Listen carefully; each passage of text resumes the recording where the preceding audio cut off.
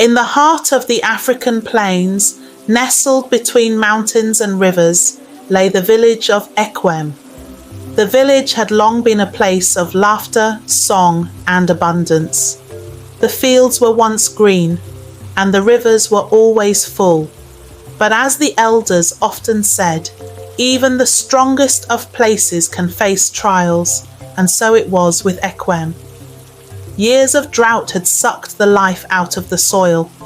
The rivers, once brimming with fresh, cool water, were now but trickles.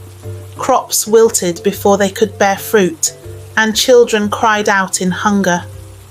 The villagers gathered at sunset each day, gazing at the heavens, hoping for rain.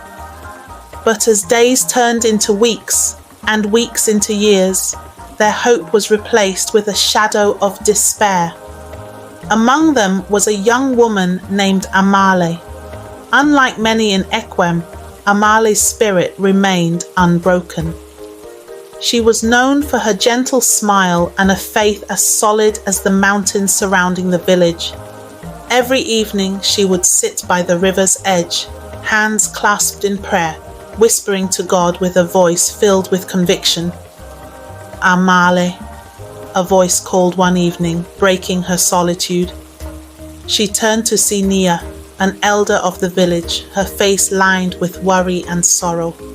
Amali, you are young. You still have hope in your heart, Nia said, her voice laced with fatigue. But look around. The land is dry. The people are weak. There is no hope left here. Even the elders. We have stopped praying. Amali looked at the elder with a steady gaze. Nia, she replied, do not give up on God. We may be tested, but that doesn't mean He has forsaken us.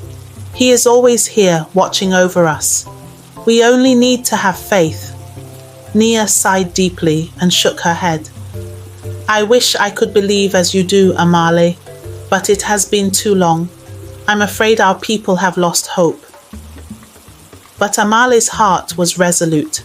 She had read the scriptures, knew of the miracles God had performed for His people, parting seas, bringing rain to parched lands, feeding the hungry with just a handful of loaves. She believed with every fibre of her being that God was still capable of miracles. That night, as the moon rose high in the sky, Amali knelt by the barren riverbed and prayed louder than she ever had. Her voice filled the silent night, carrying her pleas to the heavens. God of Abraham, Isaac, and Jacob, do not forsake us, she prayed. You have shown your power before. Show it now. Bring rain to these lands. Heal our people.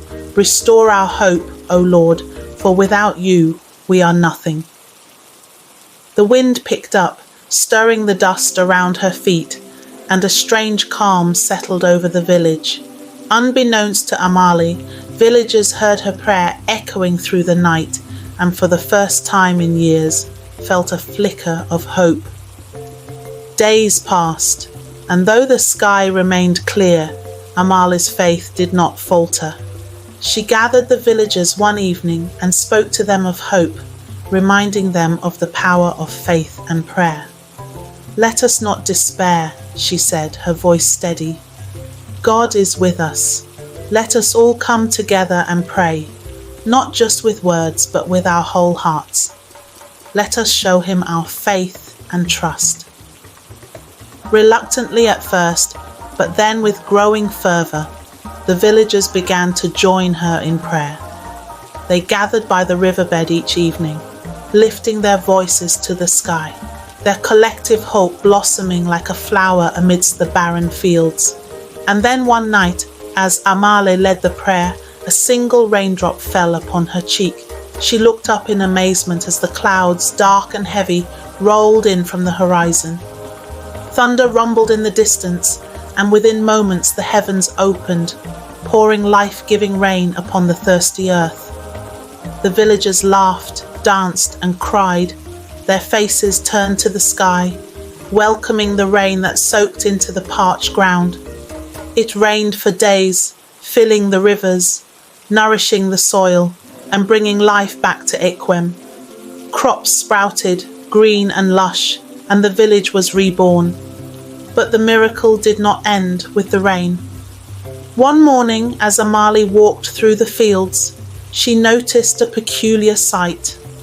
The ground, where once nothing would grow, was now covered with plants, herbs, fruits, and vegetables, far more abundant than anything the villagers had ever planted. It was as if God himself had planted a garden for them.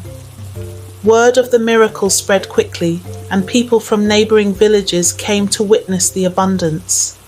They asked Amali how it was possible, and she told them of her faith, her trust in God's power, and the importance of believing even in the darkest of times. One day, as the village gathered to celebrate their renewed prosperity, Nia approached Amali, tears glistening in her eyes. "Amali," she said, her voice trembling, "I was wrong to doubt. You have shown us that God's power is greater than our understanding. I had given up hope, but you held on." Amali embraced the elder and replied, "Faith is not about seeing the miracle before believing. It is about trusting that God is with us, even when we cannot see his hand at work." From that day forward, Ekwem flourished. The drought was but a memory, and the village thrived under the blessing of the rain and the miraculous garden. The people of Ekwem never forgot the power of faith and the strength of a single heart, unwavering in its trust in God. Years later, when Amali was old, children would gather around her, eager to hear the tale of the miracle she had brought to Ekwem. She would tell them of the drought, the prayers, and the rain. But above all, she would remind them of the lesson that had sustained her throughout her life. "Remember," she would say, "faith is a powerful thing. It is what brings light to our darkest moments, and it is the key to unlocking the miracles God has for us. No matter how difficult life may seem, with God all things are possible." And so the story of Amali and the miracle of abundance was passed down through generations, a timeless reminder that with faith, hope, and God, there is no trial too great, no night too long, and no drought too severe.